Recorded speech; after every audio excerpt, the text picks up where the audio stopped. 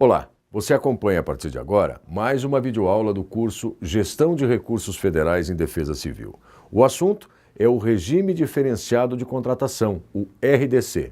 Quem vai responder a uma sequência de perguntas sobre o RDC é o analista de Finanças e Controle da Controladoria Geral da União, Divisão de Santa Catarina, Jean René Gevaert.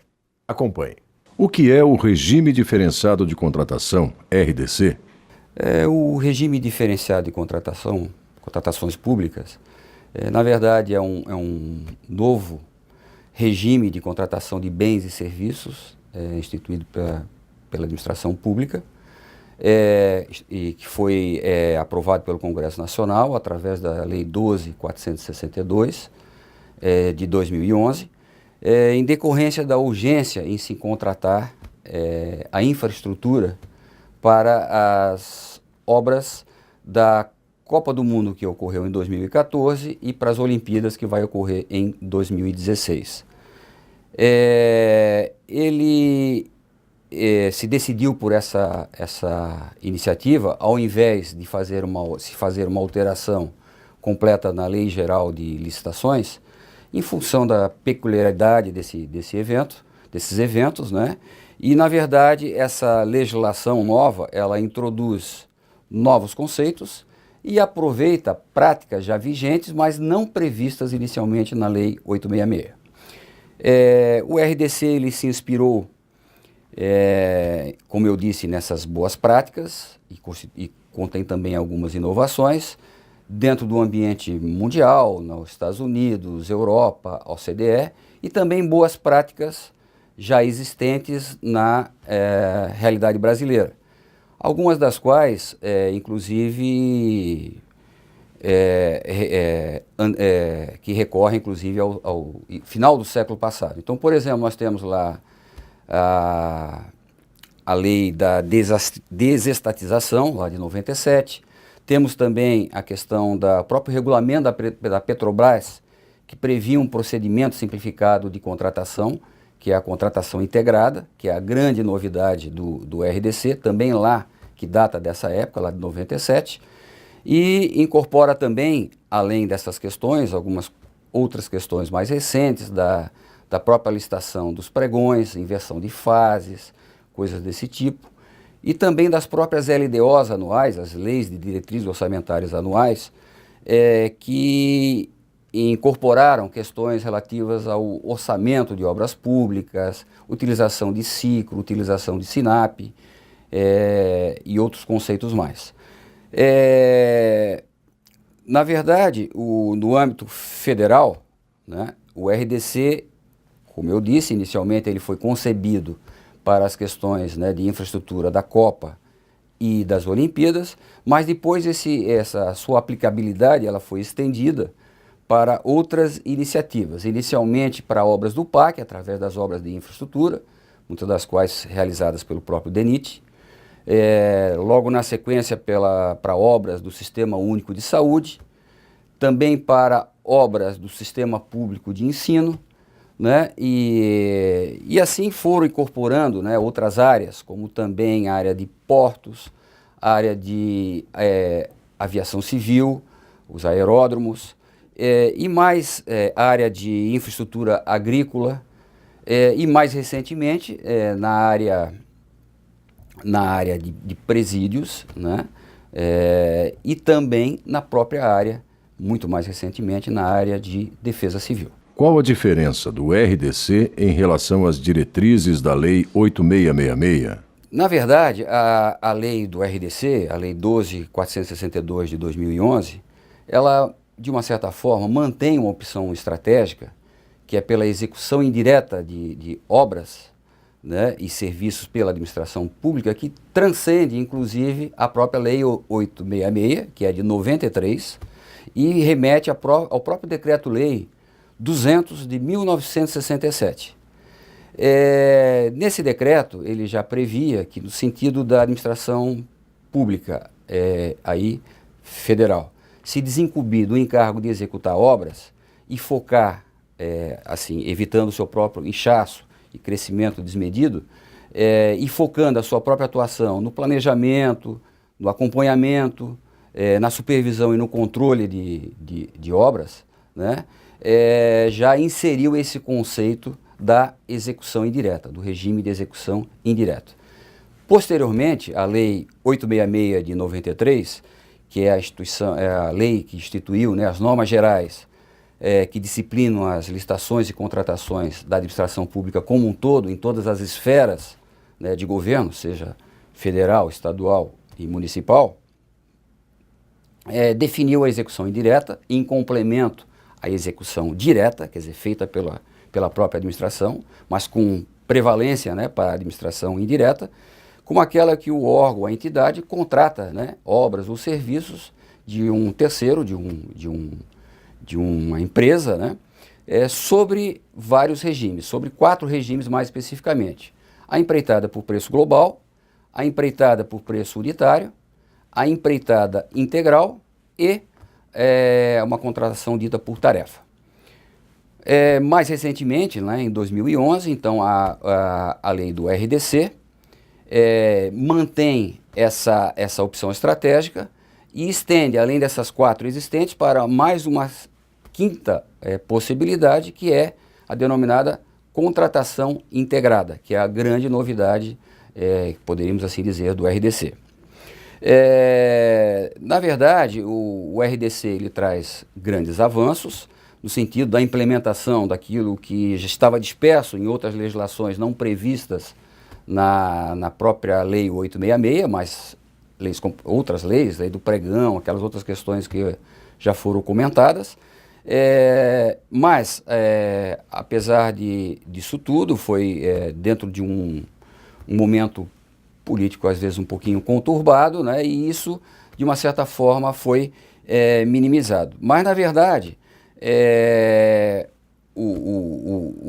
a grande novidade se constitui na grande questão em que não há consenso, que é a questão da contratação integrada, em que a administração pública ela contrata não só a execução do empreendimento, mas o próprio desenvolvimento do projeto dito básico e executivo. Ou seja, quem contrata, a administração, ela vai inserir nesse certame apenas o anteprojeto de engenharia, que pode eventualmente conter algumas imprecisões que vamos, eu acredito, comentar mais para frente.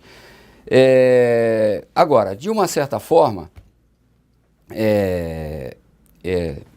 poderia ter sido adotada uma reforma geral, né, uma reforma na Lei Geral de Licitações, mas o ambiente político, né, o legislador, ele preferiu então emitir essa legislação específica do RDC, que apesar dessas controvérsias, apresenta uma série de inovações, não previstas na Lei 866, insisto, mas já contempladas em alguns dos instrumentos de legislação em outras sistemáticas, né, de licitação e contrato. Então, por exemplo, a gente poderia citar a licitação na forma eletrônica ou presencial, já prevista, por exemplo, no pregão. Poderíamos citar a questão da inversão de fases, que não ocorre, né, numa situação da Lei 866, mas em que você primeiro vai abrir as propostas e depois vai analisar, né, tecnicamente a qualificação da empresa que apresentou a melhor proposta. Uma fase recursal única, reduzindo o prazo, né, de implementação ou de extensão desse processo licitatório. A adoção, por exemplo, de parâmetros orçamentários mais calcados, né, na técnicas de engenharia de custo mais bem detalhados. Uma questão também controversa da aplicação do orçamento sigiloso, né, que é uma alternativa em que existe, de que os licitantes não tomam conhecimento do orçamento interno da administração e apresentam suas propostas, né, sem conhecer esse orçamento. Algumas questões de pré-qualificação e padronização de catalogação eletrônica de documentação. Uma questão interessante, o compartilhamento de riscos entre a administração pública que está contratando e o empreiteiro, né? Então é uma dita matriz de riscos em que é identificada a responsabilidade de cada um, né? Então, por exemplo, desapropriação seria uma responsabilidade do poder público. Agora, soluções técnicas de engenharia, coisas desse tipo, seriam de responsabilidade do contratante. Claro que isso onera, porque se estabelece um seguro a partir daí, mas essas questões pré-identificadas vão eliminar a possibilidade de acréscimos, né, no custo total da obra durante a sua execução e ao final da sua execução. A própria possibilidade de indicação de marca ou modelo, que não pode na Lei 866, aqui é possibilidade, claro, tudo desde que justificado tecnicamente. Carta de solidariedade do fabricante, onde ele, às vezes, é uma empresa que está contratando, mas você tem maquinários, equipamentos, e há uma corresponsabilidade assumida no processo. E criação de novos critérios de julgamento. Então, na Lei 866, nós temos a questão do menor preço, aqui se associa também à questão do maior desconto. Outros critérios de julgamento permanecem. Acrescenta-se também um outro critério, que é o critério de julgamento pelo maior retorno econômico, né? Aí já envolve um conceito não só do menor preço, mas até uma questão conceitual do próprio ciclo de vida do produto, podemos chamar assim, desde a sua execução, seu custo de manutenção, os resíduos, né, decorrentes daquela construção ou daquela vida útil daquele produto. Então, leva em consideração todas essas variáveis. A possibilidade da utilização da remuneração variável em função de padrões de desempenho pré-estabelecidos. Então, o êxito, né, na execução daquela licitação, da execução daquele contrato, daquele objeto que foi contratado mediante licitação, no maior tempo, dentro da observância dos parâmetros de desempenho. Em suma, uma série de avanços que, insisto, não foram tirados do nada, foram tirados de experiências anteriores, claro que se incorporando algumas inovações, mas que, de uma certa forma, em muitos dos casos, remete à Lei 866, expressamente na própria legislação específica do RDC, e só não o faz quando não existe essa expressa remissão aí à Lei 866. Em que casos pode ser aplicado esse regime? A própria lei do RDC, ela fala que a adoção desse regime, do regime diferenciado de contratação, é opcional, né? Mas quando adotado, deve constar de forma expressa no instrumento convocatório, né? Então, o regime de contratações públicas, então, ele é aplicável às licitações de contratos, né? É necessária a realização de obras e serviços específicas daquelas da legislação original, que eu falei, que você, né, comentou também, Copa do Mundo e Olimpíadas, estendido aquelas outras utilizações que já foram inseridas na própria legislação. Retornando a falar, a questão do Sistema Único de Saúde, Sistema Público de Ensino, infraestrutura aeroportuária, penitenciárias, própria defesa civil, né? Então, é aplicável às licitações e contratos inseridas dentro desses ambientes, obras do PAC, de infraestrutura, o que já dá uma gama imensa, né? Praticamente as grandes obras. É possível se contratar pelo RDC. Inclusive, como comentei, na própria área de defesa civil, onde a alteração recente da Lei, né, 12.340, através da Lei 12.983, de 2014, prevê que pode ser utilizado para as intervenções nas áreas de prevenção, né, e também nas áreas de resposta e recuperação dos desastres.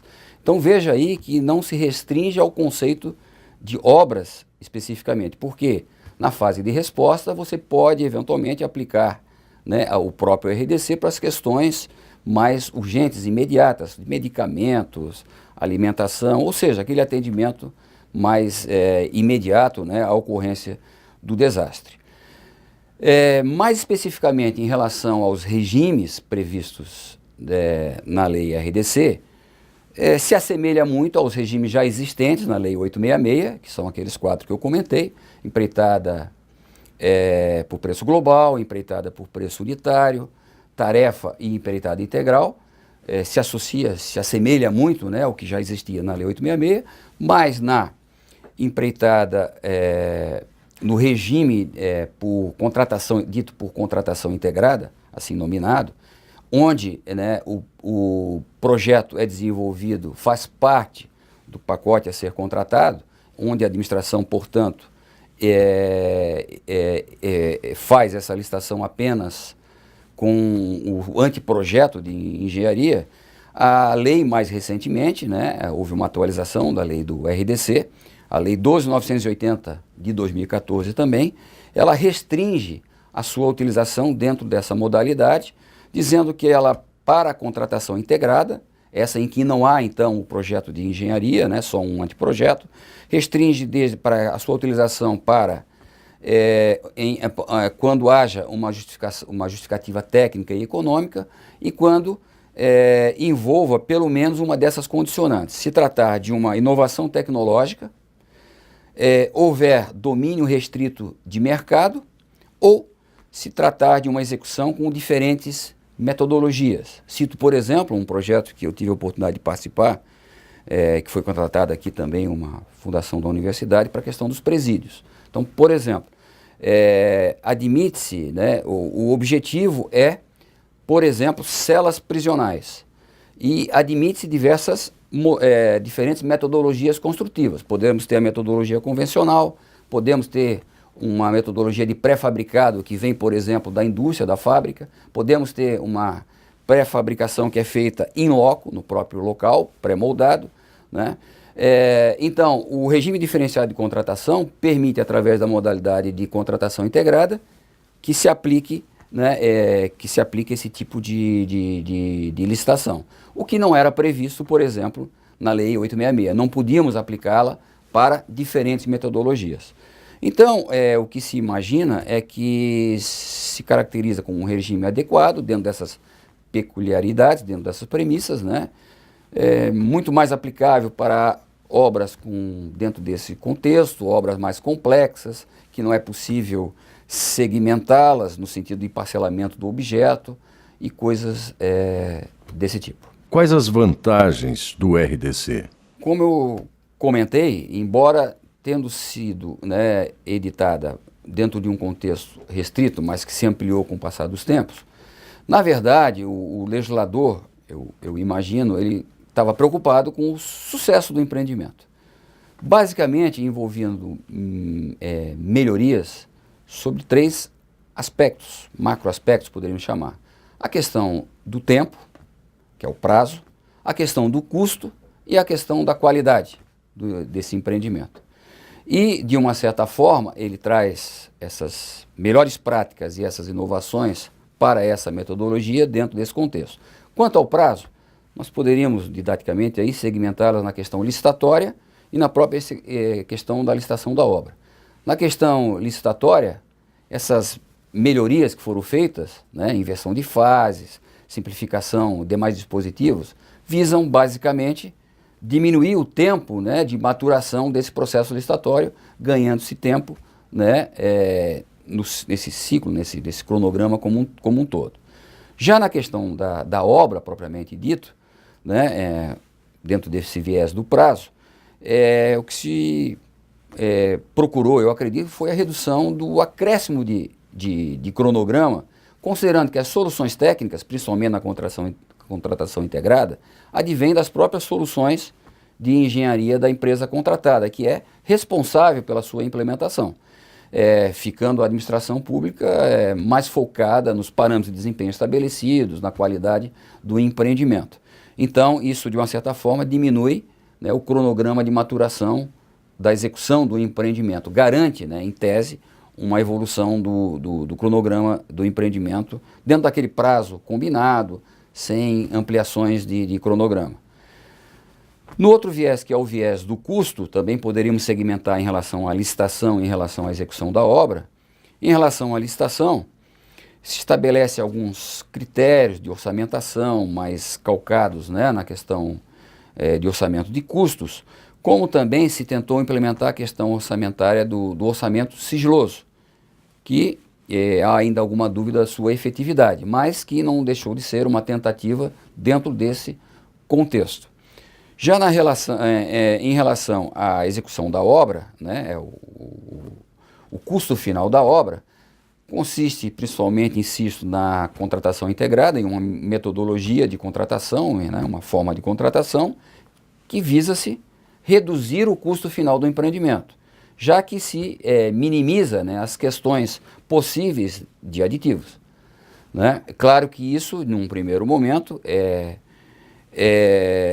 mitigado com a questão do risco envolvido, a matriz de risco. Isso pode dar no início um acréscimo em relação aos preços praticados na licitação, mas ao final do empreendimento, né, o contratado não fica à vontade para eventualmente pleitear, né, aditivos por eventuais erros e coisas, erros de orçamentários, erros de projeto e coisas desse tipo, já que as soluções advêm da sua própria gestão.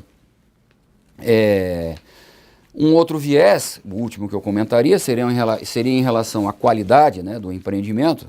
Então, há então, como comentei, o fomento a inovações tecnológicas, né, e um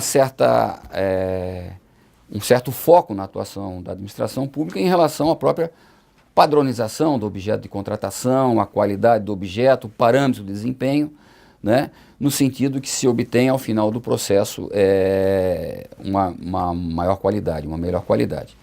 De qualquer forma, observadas as intenções dentro desse tripé, né, prazo, preço e qualidade, trata-se ainda de uma legislação muito recente.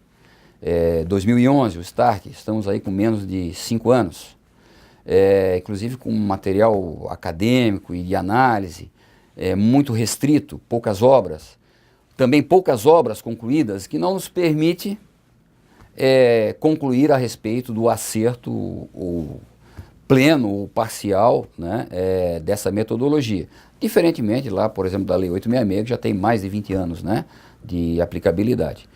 De qualquer forma, insisto, né, é uma metodologia que traz algumas inovações, né, incorpora algumas melhorias ao longo do tempo e que, de uma certa forma, a conclusão que eu chego é que se precisa de mais algum tempo para se aferir com mais propriedade, né, a efetiva melhoria na gestão de licitações e contratos pela administração pública. Quais as dificuldades de se adotar o regime diferenciado de contratação?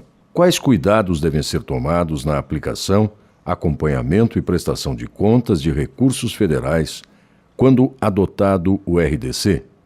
Um primeiro aspecto, então, as dificuldades de se adotar o regime diferenciado de contratação advém das próprias vantagens que se preconiza com a utilização do regime diferenciado de contratação. Então, são medidas que foram consolidadas, implementadas numa nova legislação, dentro dessa intenção das melhorias, mas que são, de uma certa forma, recentes e inovadoras para a administração pública. Então, há melhorias a se perseguir, né? E essas melhorias, então, decorrem dessa própria implementação, da própria experiência com a implementação dessa lei. Principalmente, insisto, no caso desse novo regime da contratação integrada, onde, por exemplo, há uma dificuldade muito grande de se precisar, né, o preço dessa obra ou serviço. Ele é inferido, né, com base num anteprojeto, que também não é assim a revelia, né, tem algum normativo que tem que ser seguido, mas que não é um orçamento tão preciso e qualificado quanto aquele orçamento que decorre, né, de um projeto completo de engenharia. Também as questões de definições dos requisitos de qualificação técnica e operacional, isso se torna, né, um pouco complexo dentro dessa nova forma de atuação. A própria definição da matriz de risco do empreendimento, já que não se tem, né, uma certeza daquilo que se está, plena daquilo que se está licitando, e a responsabilização, né, pelas interferências nesse processo, como falei, a questão das desapropriações, por um lado, a questão das técnicas construtivas, metodologias construtivas, por outro lado, e outras variáveis. E é o próprio estabelecimento de critérios de desempenho, né, que para a administração pública, de uma forma geral, é uma inovação e que há uma certa carência conceitual, né, uma certa consolidação conceitual e forma de atuação objetiva, né, de como atender. Até definir critérios é possível, agora como medir, como aferir esses critérios, né? Definir parâmetros objetivos, é que se torna um pouquinho mais difícil. Linkando essa questão, né, das preocupações com a questão dos cuidados que se deva tomar, né, na aplicação, acompanhamento e prestações de contas de recursos federais quando a adoção do RDC, uma primeira questão que eu queria enfatizar é que a adoção de qualquer regime, né, seja pelo RDC ou seja pela Lei 866, inclusive para o RDC especificamente, a contratação integrada, e para ambas as demais modalidades de regime, repito, empreitada por preço global, empreitada por preço unitário, tarefa e empreitada integral, essa escolha do regime não é um ato de livre-arbítrio do gestor. Ela tem que estar devidamente justificada, né, e tem que ser defensável. E tem que estar sempre pautada, né, pelo interesse público, ter a devida motivação. Ou seja, quer dizer, não existe um regime de execução melhor ou pior, existe aquele que melhor adequa àquela realidade específica que se está licitando. Em relação aos cuidados, né, que se deva tomar, num primeiro momento, em relação à aplicação, né, dos recursos mediante a utilização do RDC, na verdade não se altera muito em relação às outras legislações. Se torna um pouquinho mais crítico, né, insisto, dentro da questão da contratação integrada, por estar, né, sendo contratado, sendo licitado apenas com um anteprojeto. Mas, na verdade, o que se imagina é que existe as necessidades, essas necessidades, para o atingimento das necessidades, se escolhe, se tem alternativas de opção, que são analisados técnica, econômico, socialmente, em termos de sustentabilidade, se escolhe a melhor alternativa, se elabora um anteprojeto, se elabora um projeto preliminar, né, um projeto básico, se elabora um projeto executivo e depois um projeto como executado. Em relação às legislações, a RDC ou Lei 866, na verdade essas fases podem estar, essas etapas, né, de desenvolvimento de um projeto pode estar dentro do escopo da administração pública ou do escopo da empresa contratada. Mas, de qualquer forma, tem que estar, essa iniciativa tem que estar imputada a devida qualidade. Então, um primeiro aspecto que a gente cita em relação à aplicação é o cuidado em relação à qualidade do projeto. Seja em que estágio se esteja, né, é preciso que se siga a questão, por exemplo, isso remonta às questões das próprias definições da ABNT, né, que lá prescreve o que é um projeto de engenharia, o que é um anteprojeto de engenharia, do que ele é composto, né, quais são as plantas mínimas que tem que existir, qual é o memorial mínimo que tem que existir, né? Então essas questões têm que ser observadas. Existe um instituto, que é o IBRAOP, o Instituto Brasileiro, né, de Auditores de Obras Públicas, que também estabelece alguns conceitos que são admitidos, né, no ambiente de atuação, até pela